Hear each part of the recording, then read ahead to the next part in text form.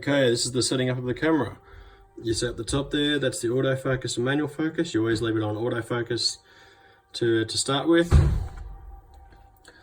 Now, these are just rough settings. So if it's on manual focus, it'll say MF.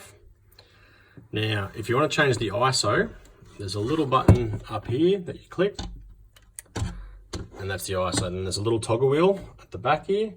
So we want that. Usually 800 is a good place to start. Now, 1 and 100 is pretty good. So it's 1/100th of a second that it takes the photo.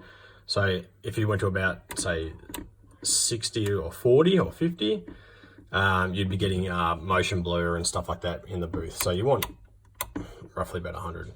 Now, this is where, if the photos are too bright or too dark, this is where you muck around with the ISO and what's called the f-stop. So just how I wrap my head around it. So think of ISO at 800 gives you a range of bright and dark, and the higher the ISO, the more brighter it goes, and the lower the ISO, the darker the image is essentially. But the higher the ISO, the more grainy the photos are, which aren't really nice. So it's always good to have a low ISO, and yeah.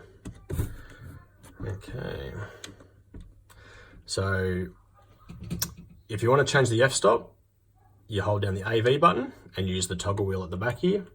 So these images would be essentially getting a little bit darker, and the higher down you go would be brighter. So for roughly the same settings, if you wanted to go change the ISO, go down to 400, hit set, which is okay. Hold at the AV button, so you got to hold it down to move this.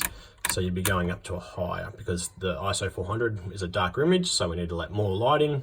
So we go to a higher f-stop. So you just muck around with those until the output looks good enough, and that's the desired photo. Fucking doing a video! Jesus.